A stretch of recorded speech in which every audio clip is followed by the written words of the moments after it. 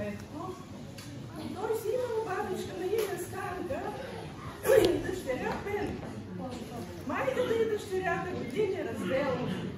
Заедно готвили, заедно предели, заедно даже падали огнището и много обичали да си приказват. Мамо, малкото поразна, ще се оженя ли? Питала веднъж момата. Ще се ожениш, Мари, как няма да се ожениш? Поклатила глава майката. А дете ще имам ли, мамо? Ако Бог е рекал, ще имаш. А как ще го кръстим? Продължила малката. Замислила се за момент майката и бързо отговорила. Петко ще го кръстим. А къде ще му сложим ръката? Полюбопискала дъщеря й.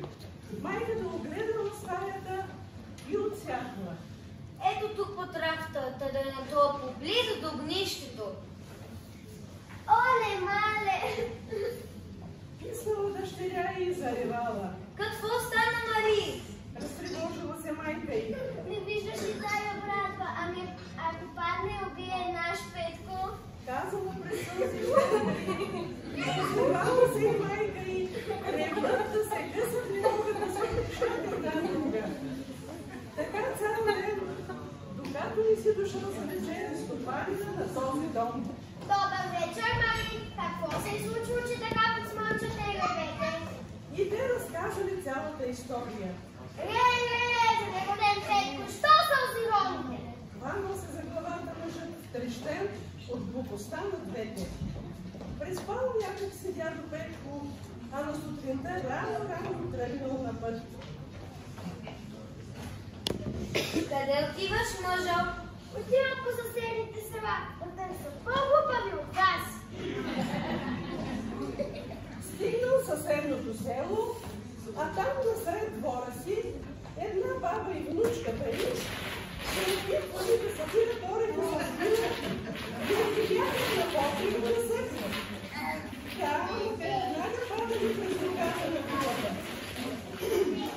Успял се дядо Петко, погледнал, почудил се и рекал. Ей, бабо, това да ни ти е сено, че сбила да го събираш. Събери ги с ръце в някаква сатинка, пък тогава ги служи където искаш да съхнат. А? Корече, я повтори, че не тъчу. Бабо, спри са малко и послушай. Ех, бабо, това да ни ти е сено, че сбила да го събираш. Събери ги с ръце в някаква сатинка, пък тогава ги служи където искаш да съхнат. Брям, кани се сетих сама. Ухилила се бабата доволна и бъде съвет. Чакай, дядо, да ти се отблагодарим, където ни научи ум и разум. И за благодарност напълнила дядо Петко на торба със орехи. Тежко въздъхнал дядо Петко, сещайки се за своите глупави жени вкъщи, ала и тази баба не отстъпвала по глупост, та малко по-спокоен той продължил нататък. В следващото село на един пред една жена се заклещила ръката, дърпа ли дърпа. Прогряла се тя ръката да вземе от комшийката черпак, ала не успяла да я извади. Да му се не види и черпака от него ръката не мога да се става. Мале, каква я свършихме с този черпак? Рекла комшийката. Погледнал дядо Петко, подсъка се си, поклатил глава, па рекал. Моме, потегни се долата ръката из плета и с нея си ми черпака. Послушала го жената и заклещената ръка лесно излязла от плета. Брей, какъв умен човек! Възхитено казала жената, а дядо Петко много се замислил. Колко е по-глупава от моите две жени вкъщи! Продължил по пъти влязал в друго село, а пък една къща са били събрали селени. Щяло да има сватба, ала неочакван проблем проваля церемонията. Булката била висока и не можела да влезе през вратата. Младоженецът обсъждал с това да влезе до булката, за да може тя да влезе в къщата. Куме, от главата или от краката да отрежем за жената? Да ти кажа,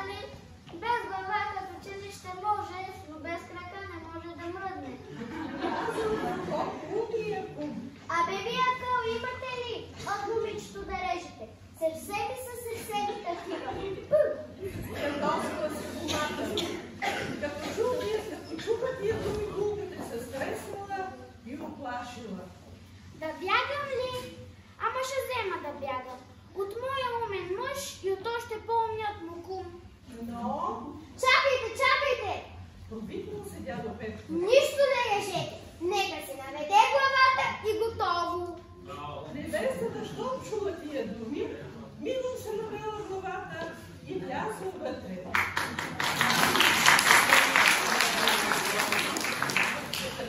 Колайте, дядо, каква глупост щяхме да направим? Тя бъде наш гост на сватбата.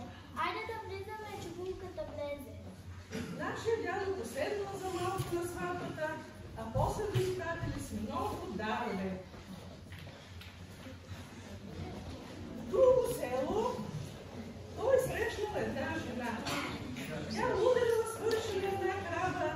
На кравишката шия висяла цяла връв с жълтици. Добра среща, Жено. Накъде караш тази крава и за кого си я навиздила така? Не ми ли познаваш? Аз съм жената на селския чорбаджия. Караме на комар. Се обрече на него, а жълтиците са за комарата. Ние сме богати хора. Имаме много крави и жълтици. Ако ти е на път, откарай кравата, защото аз имам работа. Каква толкова работа имаш? Нашата къща са се навъдили много мухи. Аз ги черпя за стояга. Живота ми тройма дяволки пусти опустели. Добре, добре. Съгласил се дядо Петко. Но ми кажи къде е селото на твоите кумове? Ей, там отсреща. Поплакала глава чорбажийката, като кон на празни ясли. Сполайте чорбажийка, рекал дядо Петко, макар че нищо не разбрал. Продължил да обикаля от село на село и се смаял, колко много милки хора имало по света и нямало който им отвори очите. Избрал се с кравата в своето село, натоварена с много дарове, за бабичката му Станка и дъщеря му Вена. Добър вечер, мъжо. Намери ли по-глупави от нас? Колкото искаш намери. От глупави